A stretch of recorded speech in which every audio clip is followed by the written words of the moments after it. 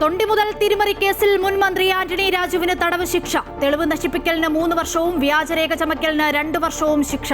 ഗൂഢാലോചനയ്ക്ക് 6 മാസം തടവ്. വിധി പറഞ്ഞത് നെടുമങ്ങാട് മജിസ്ട്രേറ്റ് കോടതി. അപ്പീലിനായി ജാമ്യം അനുവദിച്ചു. MLA സ്ഥാനത്തിന് അയോഗ്യത. ആന്റണി രാജുവിനെതിരെ യൂത്ത് കോൺഗ്രസിന്റെ പ്രതിഷേധം. നിരപരാധിയെന്ന് ആന്റണി രാജു. വെനസ്വേലയിൽ അമേരിക്കൻ അധിനിവേശം. ലഹരി സംഘങ്ങളെ സഹായിച്ചെന്ന ആരോപണത്തിൽ സൈനിക സിവിലിയൻ കേന്ദ്രങ്ങളിൽ ആക്രമണം. പ്രസിഡന്റ് മദുറോയെയും ഭാര്യയെയും ബന്ദിയാക്കിയെന്ന് ട്രംപ്. മദുറോ നടത്തിയ കുറ്റകൃത്യങ്ങൾക്ക് വിചാരണ നേരിടണമെന്ന ആവശ്യം. വെനസ്വേലയിൽ അടിയന്തരാവസ്ഥ കീഴടങ്ങില്ലെന്ന് വൈസ് പ്രസിഡന്റ്. സാഹചര്യങ്ങൾ സൂക്ഷ്മമായി നിരീക്ഷിക്കുന്നുവെന്ന് ഇറ്റലി ഉൾപ്പെടെയുള്ള സമീപ രാജ്യങ്ങൾ. ശബരിമല സ്വർണ്ണക്കൊള്ളയിൽ ജോൺ ബ്രിട്ടാസ് എംപിക്കെതിരെ അടൂർ പ്രകാശ്. പോറ്റിയും ബ്രിട്ടാസും തമ്മിൽ ബന്ധമുണ്ടെന്ന് UDF കൺവീനർ. SIT അന്വേഷണം വേണമെന്നും ഫോൺ കോൾ പരിശോധിക്കണമെന്നും ആവശ്യം. പോറ്റി സോണിയാഗാന്ധിയെ കാണാൻ പോയത് പ്രസാദം നൽകാനെന്നും വിശദീകരണം.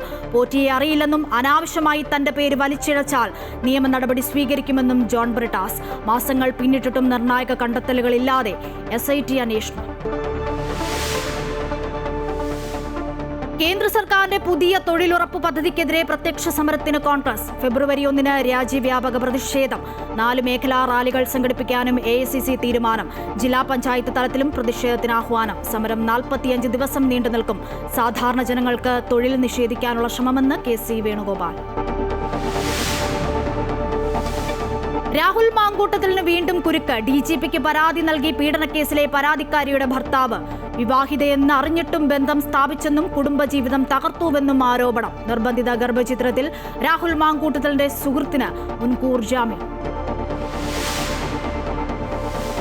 വിജയ് ഹസാരെ ട്രോഫിയിൽ കേരളത്തിന് സൂപ്പർ ജയം. ജാർഖണ്ഡിനെ തോൽപ്പിച്ചത് 8 വിക്കറ്റിന്. സഞ്ജുവിനും രോഹൻ കുന്നുമലിനും സെഞ്ചുറി. വിജയലക്ഷ്യമായ 311 റൺസ്. കേരളം മറികടന്നത് 42.3 ഓവറിൽ. ന്യൂസിലാൻഡിനെതിരെയുള്ള ഇന്ത്യൻ ടീമിനെ പ്രഖ്യാപിച്ചു. ശ്രേയസ് അയ്യരും മുഹമ്മദ് സിറാജും ഋഷഭ് പന്തും മടങ്ങിയെത്തി. ഗിൽ നായകൻ.